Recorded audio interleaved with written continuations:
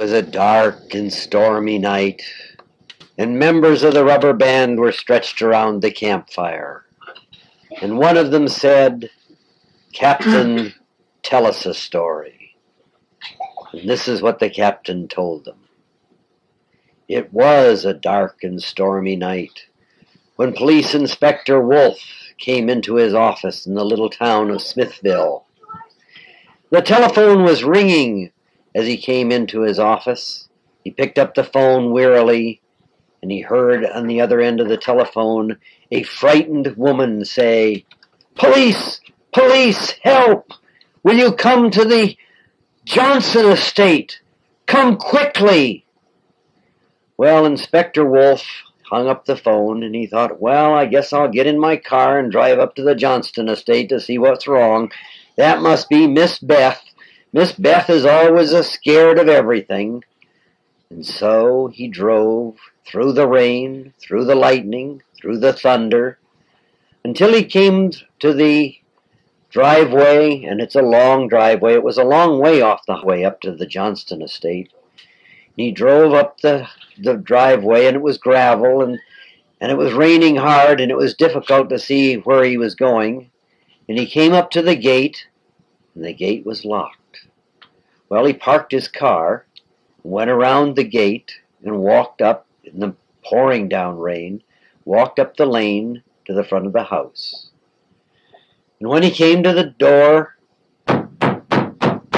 he pounded hard against the great big oak door. And there, suddenly, the door swung open.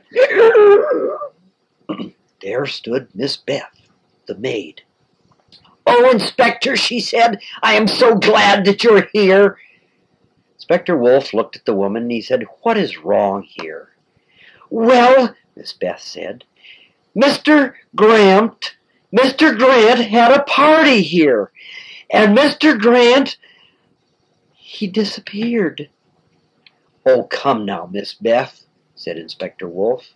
"The man can't just disappear." "Oh, but he did," she cried. So Inspector Wolfe came inside, and Miss Beth closed the door. And she said, "You'll have to come back to the living room." He walked down the hall into the living room, and there sat 6 other people, 3 men and 3 women. And they sat as if they were all paralyzed. Inspector Wolfe introduced himself. "I am Inspector Wolfe from the police department," he said. "Miss Beth, the maid, has called me," he continued. None of the people said a word. It was as if all of them were dead. Miss Beth said, "And Mr. Johnston isn't here anymore." Inspector Wolfe looked at Miss Beth, and he said, "Miss Beth, you go back to the kitchen." He looked at the other people, and he said, "Can you people tell me who you are?" The people never looked at him or uttered a word. The 3 women and the 3 men, they just sat there. He went over to one of the young women. He shook her shoulder, and as he shook her shoulder, it was cold. She fell from the chair into a heap on the ground, on the floor. He went over to one of the other men. He said, "Sir, will you talk to me?" The man never looked at him, never blinked his eyes. But Inspector Wolfe saw in the eyes that this man, too, was dead. So 2 of the 6, that only left 4. So he moved around to the rest of the room, and he looked at another woman. She was older, gray-haired. And he said, "Madam, will you speak to me?"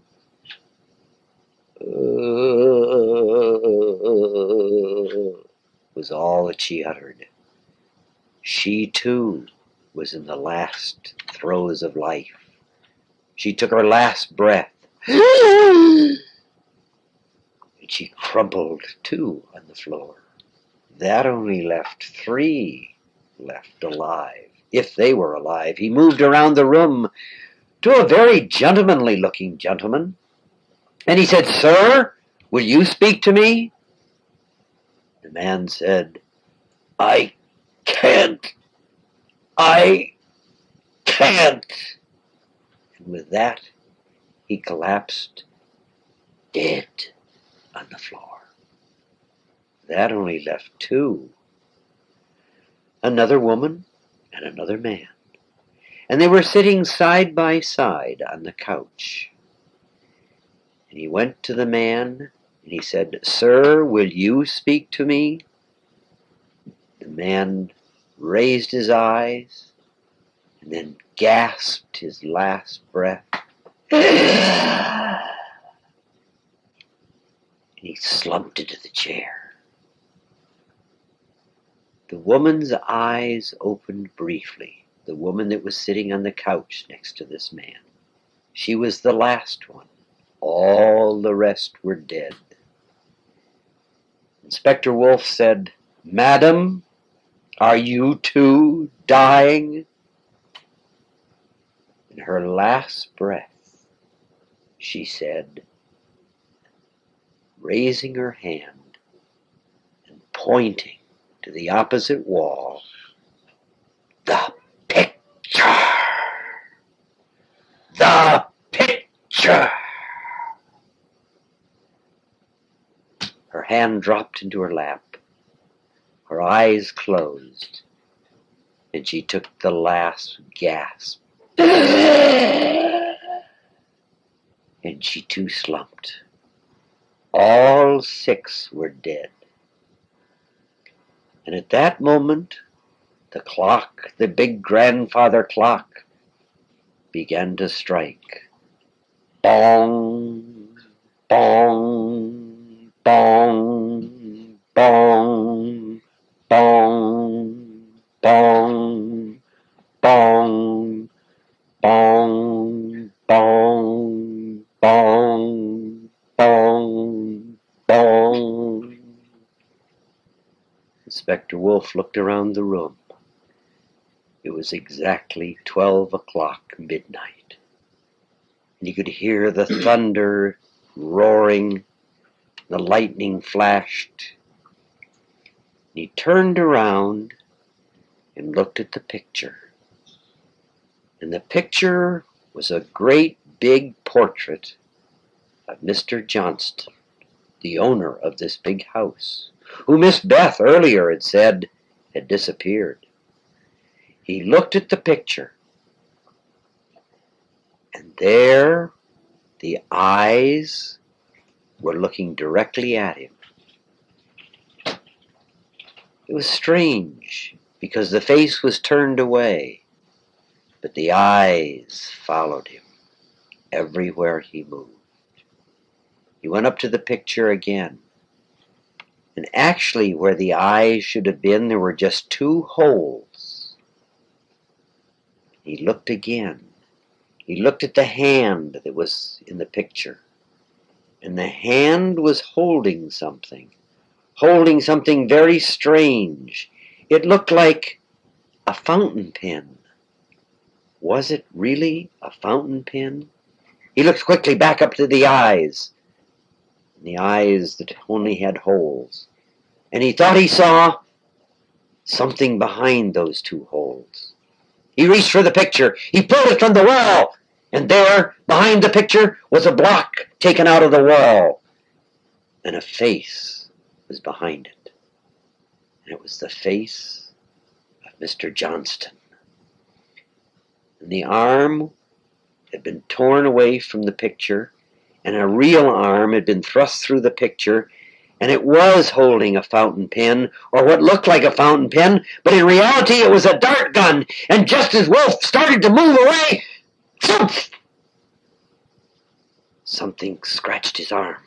He looked down, and blood was dripping down from his arm.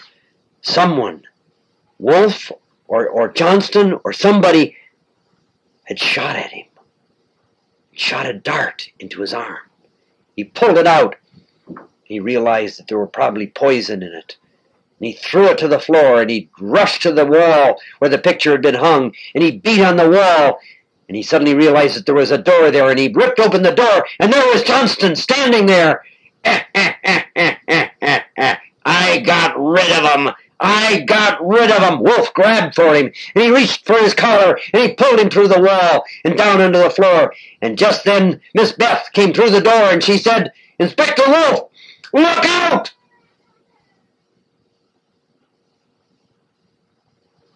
Wolfe swirled around. And there, standing in the wall, in the space where the picture had hung, there was a kind of a misty shape of a man, and he too was holding a dart gun, aimed right at Inspector Wolfe's head. What was this eerie shape? What was this that was slowly coming toward him?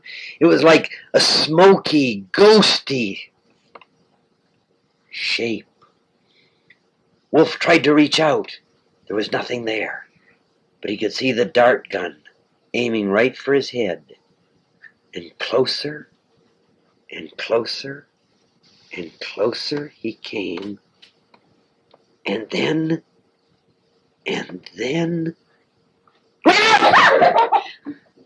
it was the butler. The butler came into the room, and Miss Beth collapsed in a faint. And what the butler had yelled, "Look out," for was because the ghost of the Johnston house suddenly was swept away and went back into the door, and the door closed, and he disappeared.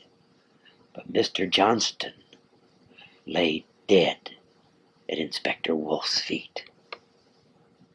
Who was the ghost of the Johnston mansion? We will never, ever know. And that's the story that the captain told. Good night.